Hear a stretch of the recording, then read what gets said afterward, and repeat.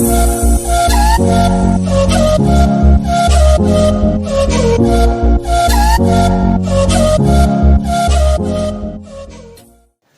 Everyone, I am गीत सिंघल और आप देख रहे हैं हमारा channel genius engineers education team.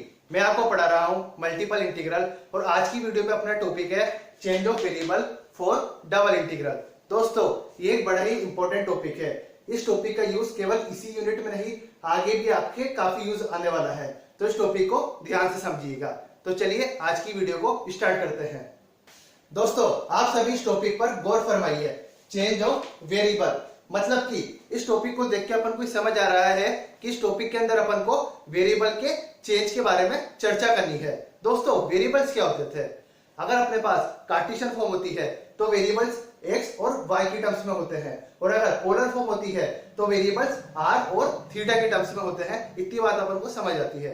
तो इसको समझने के लिए एक जनरल इंटीग्रल अज्यूम कर लेते हैं। Double integral F of x comma Y dx dy, ये कार्टेशियन फॉर्म का जनरल इंटीग्रल अज्यूम कर लिया ओवर द रीजन R। अब अपन को वेरिएबल चेंज पर चर्चा करनी है। वेरिएबल चेंज का मतलब क्या है? जैसा कि इस डबल इंटीग्रल के अंदर सारी टर्म्स x और y की टर्म्स में है। ये जो फंक्शन है ये भी x और y से मिलकर बना हुआ है, और जिसके रिस्पेक्ट में इंटीग्रेट करना है dx और dy, ये भी x और y की टर्म्स में है। तो ये जो पूरा डबल इंटीग्रल है ये x और y से मिलकर बना हुआ है। तो वेरिएबल्स भी इसमें x और y है। अब अपन को इन वेरिएबल्स को चेंज करना है।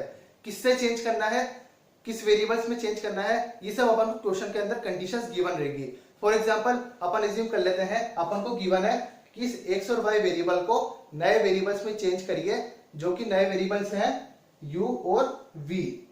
जैसे कि नए वेरिएबल्स अपन को u, v दे रखे हैं, और अपन को साथ में कुछ कंडीशंस भी दे रखी होगी, तभी तो अपन पुराने वेरिएबल्स की जगह नए वेरिएबल्स ला पाएंगे। जब इन दोनों के बीच में कोई रिलेशन मिलेगा तभी तो अपन पुराने वेरिएबल्स की जगह नए वेरिएबल्स को पुट कर पाएंगे। तो मान लीजिए अपन को रिलेशन गिवन है x is equal to you square and y is equal to v square.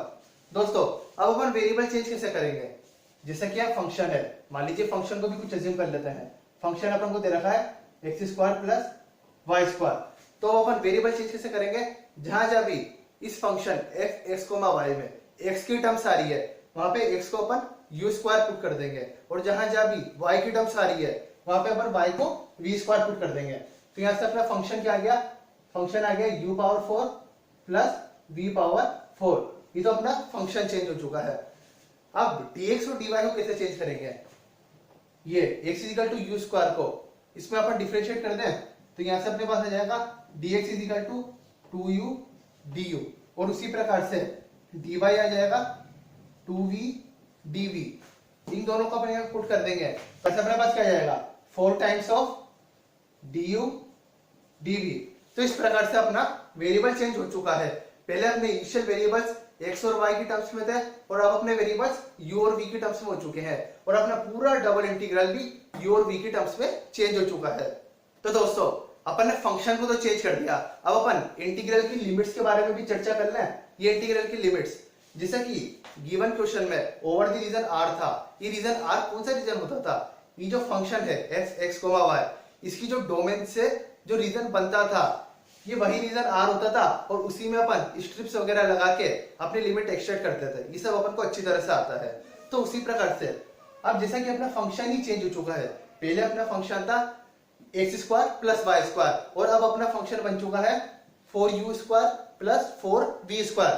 अब जैसा कि फंक्शन चेंज हो चुका है तो जो बाउंडेड रीजन होता था, अब जैसे कि फंक्शन चेंज हो चुका है तो इसकी डोमेन भी चेंज हो चुकी है, तो अपना जो रीजन होता था r, वो रीजन भी चेंज हो जाएगा। तो अब नए रीजन को अपन r डैश के देते हैं।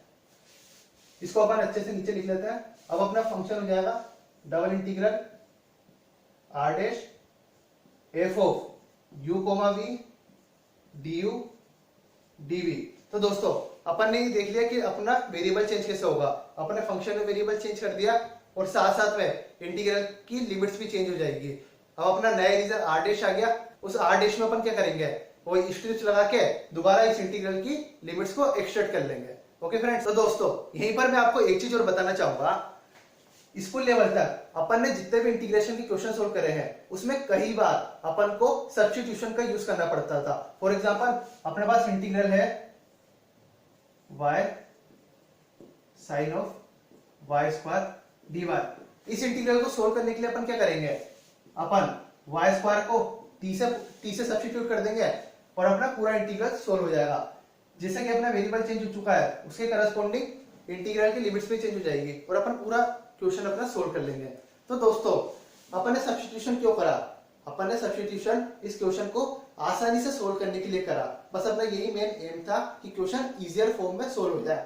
पर क्या सब्स्टिट्यूशन से अपना आंसर चेंज होता था? जो आंसर आपका इस इंटीग्रल को सोल्व करने पे आ रहा है वही इस सब्स्टिट्यूशन के बाद भी आपका आंसर आता था। मतलब कि इंटीग्रल के अंदर सब्स्टिट्यूशन से अपना आंसर चेंज नहीं होता, जो आंसर पहले आ रहा था वही आंसर अब भी आएगा। तो उसी प्रकार से ये भी क्या है, ये भी तो डबल इंटीग्रल ही है और इसमें अपन ने क्या करा, इसमें भी अपन ने सब्स्टिट्यूशन ही करा है। एक्स को अपन ने यू स्क्वायर पुट कर दिया और वाई को अपन ने वी स्क्वायर से सब्स्टिट्यूट करा, तो इसके अंदर भी अपन ने सब्स्टिट्यूशन ही करा है। तो यहां से आपको एक बात गांठ बांध लेनी है, हमेशा याद रखनी है कि डबल इंटीग्रल के अंदर वेरिएबल चेंज करने से अपना आंसर चेंज नहीं होता। जो आंसर पहले आ रहा था वही आंसर बाद में भी आएगा। ये चीज इसलिए इंपॉर्टेंट है क्योंकि दोस्तों कई बार आप क्वेश्चन सोल्व करेंगे उसमें आपको गिवन नहीं रहेगा कि इसको वेरिएबल चेंज से सोल्व करिए, आपको बोलेगा नॉर्मल इसको इवेलुएट करिए। पर क्वेश्चन को आसानी से सोल्व करने के लिए, इजियर फॉर्म में सोल्व करने के लिए अपन चेंज ऑफ वेरिएबल का यूज करेंगे। कई बार अपन कार्टेशियन फॉर्म में जो क्वेश्चन है उसको अपन पोलर फॉर्म में कन्वर्ट कर देंगे ताकि अपने क्वेश्चन आसानी से सोल्व हो जाए। तो ये बात आपको याद रखनी है कि अपना आंसर चेंज नहीं होता चेंज ऑफ वेरिएबल का यूज करने से। ठीक है फ्रेंड्स, तो दोस्तों अभी तक वेरिएबल चेंज का मैंने मोटा मोटा आइडिया आपको दे दिया है कि वेरिएबल चेंज कैसे करना है। यहीं पर मैं अब आपको एक चीज और बताना चाहूंगा। जैसा कि यहाँ पे अपन को x equal to you square और y equal to we square दे रखा था, तो अपन ने आसानी से क्वेश्चन में सब्स्टिट्यूट कर दिया। पर अब आप मानिए x equal to you square तो दे रखा है और वहीं पे y equal to we square की जगह अगर अपन को दे रखा हो y equal to U V, अब आप मेरे को dy निकाल के दिखाई। क्यों दोस्तों, चक्कर में पड़ गए, नहीं निकल पा रहा dy? अभी तक मैंने आपको जितना भी समझाया वो सब समझ आ रहा है ना आपको आराम से? बस उसी प्रकार से पूरी वीडियो देखते रहिए एंड तक।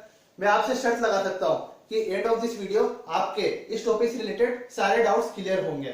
बस आपको एक काम करना है, इस वीडियो को एंड तक देखना है।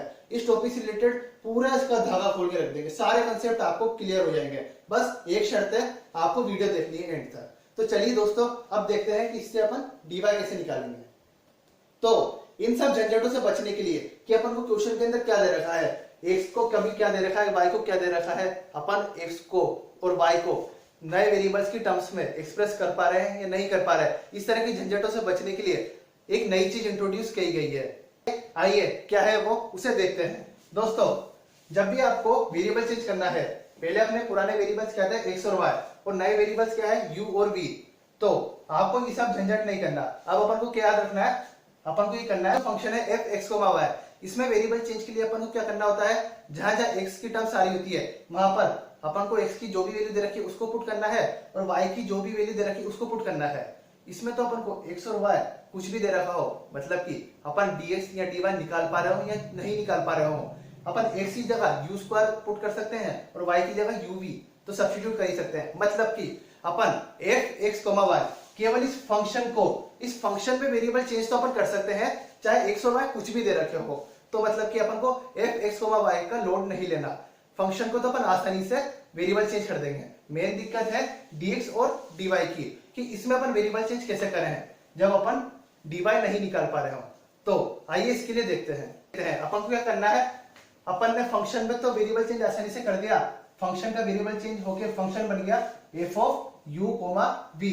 अब आपको क्या करना है, साथ में आपको जिस भी वेरिएबल में चेंज करना है, मतलब कि जो आपके नए वेरिएबल है, आपको पता है अगर अपने नए वेरिएबल्स जिसमें आपको चेंज करना है वो अपने u और v है, तो अपना इंटीग्रल फाइनली u और v के टर्म्स में आना चाहिए, मतलब कि du और dv भी आने चाहिए। तो आप क्या कीजिए, फंक्शन में वेरिएबल चेंज कर दीजिए और साथ में आग बंद करके du और dv लिख दीजिए। कुछ भी दे रखा हो x और y की वैल्यू उससे मतलब नहीं, आप तो सीधा सीधा du और dv लिख दीजिए। ये इंटीग्रल तो होगा ही सही। और अब क्या करना है अपन को, अब अपन को इस फंक्शन को एक टर्म से मल्टीप्लाई कर देना है, that is mod of Jacobian. J क्या होता है? जे होता है कोफिशिएंट ऑफ ट्रांसफॉर्मेशन। इसकी वैल्यू क्या होती है? ये होता है J is equal to del of x comma Y upon del of you comma v. और ये डिटरमिनेंट फॉर्म में भी लिख सकते हैं इसको, del X by del U, del X by del V, del Y by del U, del Y by del V. दोस्तों ये जेकोबियन होता है और अपन को यहाँ पे क्या पुट करना है? यहाँ पे अपन को मोड ऑफ जेकोबियन पुट करना है। याद रखिएगा, बहुत सी बार जेकोबियन सोल्व करने पे आपके पास नेगेटिव वैल्यू आएगी, लेट्स सपोज -1/3, पर यहाँ आपको +1/3 रखना है क्योंकि मोड लगा हुआ है। याद रखिएगा, ठीक है। ये जो जेकोबियन होता है, ये जेकोबियन कभी भी नेगेटिव नहीं होता, इसकी वैल्यू कभी भी आपको नेगेटिव नहीं आती। और इसी के साथ मैं आपको एक फॉर्मूला और बता देता हूं, वो भी आपके काफी काम आने वाला है। जेकोबियन तो ये हो गया, अब उसी के साथ में अगर अपने पास ये हो del of x comma Y upon del of you comma V into del of you comma V upon del of x comma Y, ये जो होता है ये 1 होता है। इसको अपन सिंबॉलिक फॉर्म में ऐसे लिखते हैं J into J star is equal to 1। ये फॉर्मूला भी आपके काफी यूज आएगा। कई बार अपन एक्स और वाई को यू और वी के टर्म्स में एक्सप्रेस नहीं कर पा रहे होंगे, पर यू और वी को एक्स और वाई के टर्म्स में एक्सप्रेस कर पा रहे होंगे, तो ये फॉर्मूले का यूज होता है। ये क्या बात हो रही है आपको भी समझ नहीं आ रही हो सकता है, अभी जब अपन क्वेश्चन सोल्व करेंगे तब आपको सब क्लियर हो जाएगा। तो दोस्तों अभी तक अपन इतना सीखा कि जब भी वेरिएबल चेंज करने को बोला गया, अपन को क्या कर देना है? अपन को गिवन जो फंक्शन है एफ एक्स कोमा वाई, उसके अंदर तो एक्स और वाई को रिप्लेस कर देना है। हाँ जी भाई, रिप्लेस कर दिया। अब क्या बन गया? रिप्लेस करने के बाद F of you comma V बन गया। अब क्या करना है? साथ में किस वेरिएबल में चेंज करा? यू और वी में। तो इंटीग्रेशन किसके रेस्पेक्ट में होगा? यू और वी के रेस्पेक्ट में, मतलब यहाँ du और dv आएगा।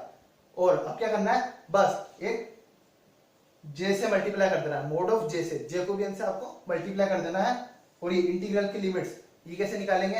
अब जैसा कि अपना फंक्शन चेंज हो चुका है, अब अपना फंक्शन चेंज हो चुका है तो अपना रीजन r भी चेंज हो चुका है, तो नए रीजन को अपन r डैश बोल देते हैं। और इस r डैश में अपन लिमिट्स लगा के अपना क्वेश्चन सोल्व कर लेंगे। ये r डैश रीजन कहां से आएगा ये सब ये अपन देखेंगे।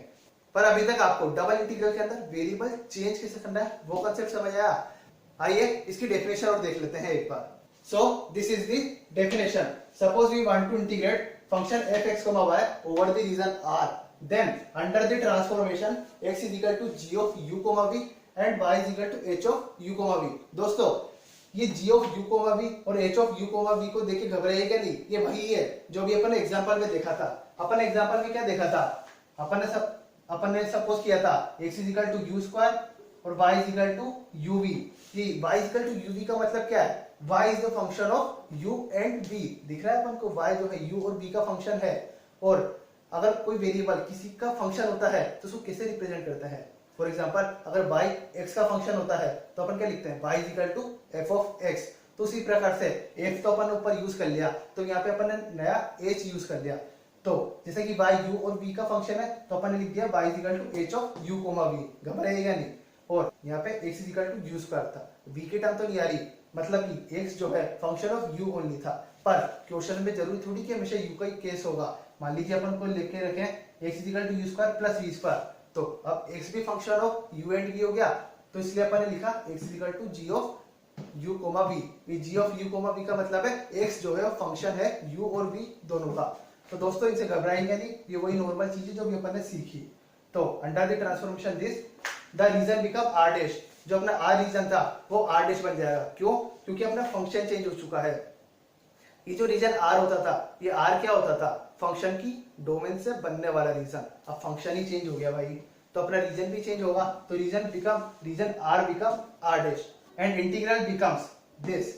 दोस्तों क्या करना है? सबसे पहले जो फंक्शन है उसमें जहां जब भी x आ रहा है वहां पर x की अपन क्या वैल्यू दी है, जैसे कि यहाँ x is equal to u square plus v square, तो x की जगह u square plus v square put कर देना है। और वी कैन से x की जगह अपन को g of u, v put कर देना है, ये अपन ने कर दिया।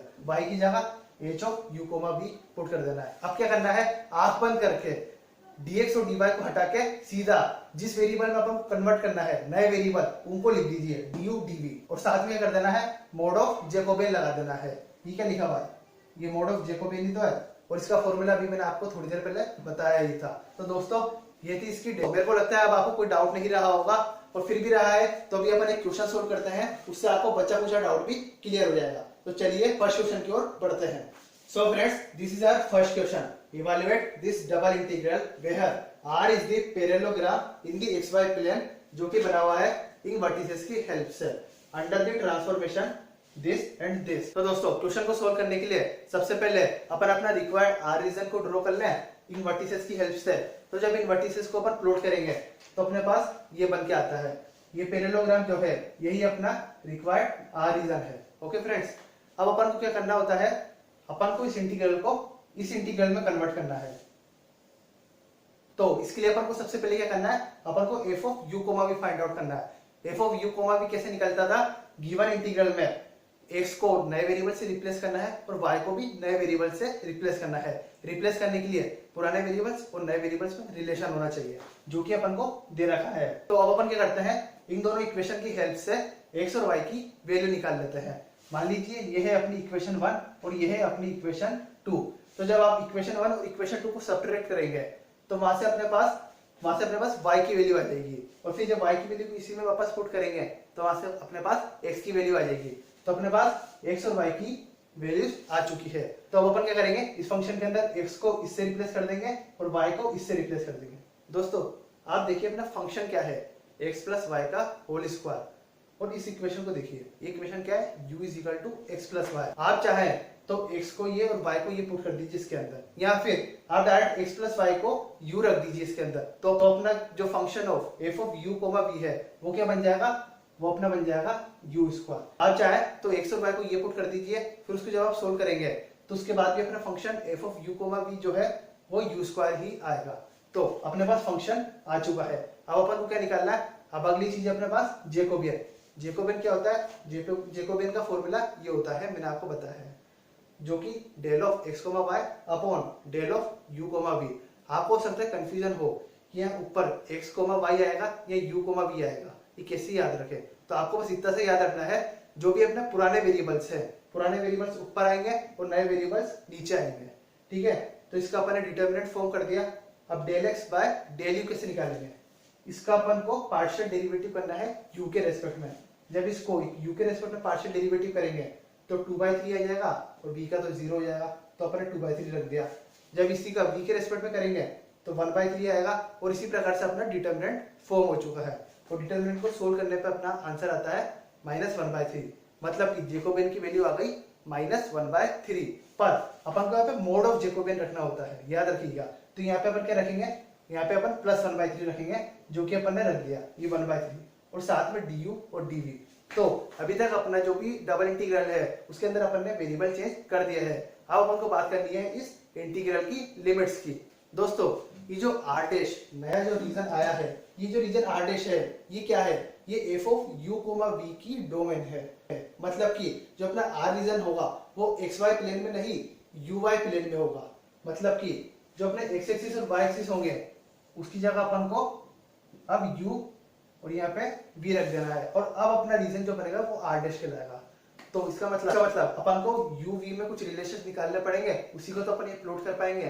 तो वो रिलेशंस निकालने के लिए अपन को क्वेश्चंस में कंडीशंस दे रखी होगी, हो सकता है इक्वेशंस की फॉर्म में दे रखे हो, और जैसा कि यहाँ पे अपन को वर्टिसेस की फॉर्म में दे रखा है, हो सकता है इस फॉर्म में भी दे रखी हो। तो आइए अब देखते हैं अपन u और v में रिलेशन कैसे निकालेंगे। तो जैसे कि पहली वर्टिसेस है अपनी 1,0, इसको अपन लेते हैं, पहली वर्टिसेस लेते हैं अपन 1,0। ये यहाँ पे x की वैल्यू 1 है और y की वैल्यू क्या है 0। इसको अपन इस इक्वेशन में रखते हैं। फर्स्ट इक्वेशन पे रखने से अपने पास u की वैल्यू क्या आ जाएगी, x को रखा 1 और y को 0, तो u आ गया 1, और v क्या आ गया, v भी सिमिलरली 1 आ गया। अब अपन एक काम करते हैं, अब अपनी सेकंड वर्टिसेस लेते हैं, दैट इज 3,1। इसके करस्पॉन्डिंग u कितना आएगा, u आ जाएगा आपके पास 4, क्योंकि 3 + 1 4। और जब सेकंड इक्वेशन में रखेंगे तो v कितना आ जाएगा, v आ जाएगा अपने पास 3 - 2 दैट इज 1। तो अपने दो वर्टिसेस का यूज कर लिया। अब थर्ड वर्टिसेस का यूज करते हैं, दैट इज 2,2। इस 2,2 के करस्पॉन्डिंग में u और v निकालते हैं। जब इस 2,2 को इक्वेशन 1 में रखेंगे तो u अपने पास आएगा 4, और v क्या आएगा, यहाँ पे 2 कॉमा 2 रखेंगे तो v आएगा अपने पास -2। अब अपन फोर्थ वर्टिसेस का यूज करते हैं। फोर्थ वर्टिसेस है अपनी 0,1, इसके करस्पॉन्डिंग u आ जाएगा अपने पास 1 फर्स्ट इक्वेशन से, और सेकंड इक्वेशन की हेल्प से v आ जाएगा अपने पास 0 - 2 दैट इज -2। तो यहाँ से अपने पास क्या क्या इक्वेशंस आ गई डिफरेंट। एक आई अपने पास u = 1, एक आई अपने पास v = 1, एक u = 4 और एक v = -2। बाकी जो इक्वेशन है v = 1 ये सब तो रिपीट हो रही है, पर अपने पास ये 4 डिफरेंट इक्वेशन आई है। इतनी बात समझ आती है आपको। तो अपन को क्या करना है, इस uy प्लेन में इन 4 इक्वेशन को प्लॉट कर देना है। ये अपना u है, ये अपना v एक्सिस है। तो u = 1 क्या हो जाएगा, वो हो जाएगा ये हो जाएगा अपने पास u = 1 और v = 1, ये हो गया अपने पास v = 1। थर्ड इक्वेशन क्या है, u = 4। लो जी u = 4 को भी प्लॉट कर दिया। और आखिरी इक्वेशन क्या है, v = -2। v = -2 कुछ ऐसा आएगा, तो ये आ गई v = -2। तो आइए प्लॉट कर देते हैं अपना रीजन। तो अपना जो नया रीजन है r', वो अपना रीजन आया ये। तो ये है अपना रीजन r'। अब अपन को क्या करना है, अब अपन को इससे लिमिट से एक्सट्रैक्ट करनी है। लिमिट कैसे एक्सट्रैक्ट करेंगे, चाहे आप हॉरिजॉन्टल स्ट्रिप ले लीजिए, चाहे आप वर्टिकल स्ट्रिप ले लीजिए। चलिए अपन वर्टिकल स्ट्रिप अज्यूम कर लेते हैं। ये अपनी की वर्टिकल स्ट्रिप हो गई, इसको दूसरे पेन से कर देते हैं। ये अपन ने वर्टिकल स्ट्रिप अज्यूम कर ली। वर्टिकल स्ट्रिप अपन को y की वैल्यू देता है। यहाँ पे y क्या है अपना v है, तो ये अपन को v की लिमिट्स देगा। तो इस एंड पर v की वैल्यू क्या है, वो है -2, इस लाइन पर लाई कर रहा है। और इस एंड पर v की वैल्यू क्या है 1, तो v = 1 लाइन पर लाई कर रहा है। तो अपने पास वर्टिकल स्ट्रिप्स के दोनों एंड्स पर वैल्यू आ चुकी है। अब क्या करना है, ये एक्स एक्सिस का लो, मतलब u एक्सिस का लो, क्या कहाँ मूव करेगा, ये इस पूरे रीजन पर मूव करेगा। इस एंड पर क्या है वैल्यू u की 1, और इस एंड पर क्या है u की वैल्यू, वो है अपने पास 4। तो अपने पास u और v की लिमिट्स आ चुकी है। v की लिमिट्स क्या आएगी, bottom to top that is -2 से 1, और जो u की लिमिट्स है, u की लिमिट्स क्या होगी, left to right that is 1 से 4। तो अपन ने जैसा कि इसमें वर्टिकल स्ट्रिप अज्यूम करी है, वो अपन को v की लिमिट देगा। तो अंदर वाले इंटीग्रल पर अपन v की लिमिट्स पुट करेंगे। वो अपन ने पुट कर दी -2 से 1, और दूसरे इंटीग्रल पे अपन u की लिमिट्स पुट कर देंगे दैट इज 1 से 4। और अपन का बच्चा क्वेश्चन, रिमेनिंग क्वेश्चन तो एज इट इज उतर गया। अब अपन क्या करेंगे, जैसा कि अंदर वाले इंटीग्रल की जो लिमिट्स है, ये लिमिट्स किसकी है, ये लिमिट्स अपनी v की लिमिट्स है, और ये वाली लिमिट्स u की है। अंदर वाले इंटीग्रल पे v की लिमिट्स है, तो पहले अपन v के रेस्पेक्ट में इंटीग्रेट करेंगे। तो जब v के रेस्पेक्ट में इंटीग्रेट करेंगे तो 1 का इंटीग्रेशन v आ जाएगा, उसके लिमिट्स -2 से 1 पुट कर देंगे। उससे बन जाएगा अपने पास u² + 2u², मतलब कि 3u²। तो ये अपने पास इंटीग्रल बन चुका है। अब सेकंड इंटीग्रल किसके रेस्पेक्ट में करेंगे, u के रेस्पेक्ट में, क्योंकि अपना order of integration first with respect to v then with respect to u था। v के रेस्पेक्ट में कर दिया, अब u के रेस्पेक्ट में इंटीग्रेट करेंगे। u के रेस्पेक्ट में जब आप इसको इंटीग्रेट करेंगे, 3u² का इंटीग्रेशन हो जाएगा u³ / 3। ठीक है फ्रेंड्स, तो जो नीचे 3 आएगा उस 3 से 3 कट जाएगा, और ये बाहर वाला 3 तो रह गया। तो अपने पास इंटीग्रेट होके आ गया u³/3, और लिमिट से 1 से 4। जब आप लिमिट्स पुट कर देंगे तो अपने पास आंसर आ जाता है सोल्व होके दैट इज 21। ओके फ्रेंड्स, तो फ्रेंड्स आपने देखा कि इस कंसेप्ट को कैसे यूज करना है अपन क्वेश्चन के अंदर। बड़ा ही आसान सा कंसेप्ट था, और मेरे को लगता है अब आपको कोई डाउट भी नहीं रहा होगा। फिर भी अगर आपको कोई डाउट है, अपन नेक्स्ट वीडियो में और क्वेश्चंस देखेंगे। और अगर फिर भी आपको कोई थ्योरी से रिलेटेड कोई डाउट रह गया है, तो आप मेरे को मेल कर सकते हैं। मेल मैंने डिस्क्रिप्शन बॉक्स में मेंशन कर रखी है। ओके फ्रेंड्स, तो इसी के साथ आज की वीडियो को अपन खत्म करते हैं। Thank you, bye.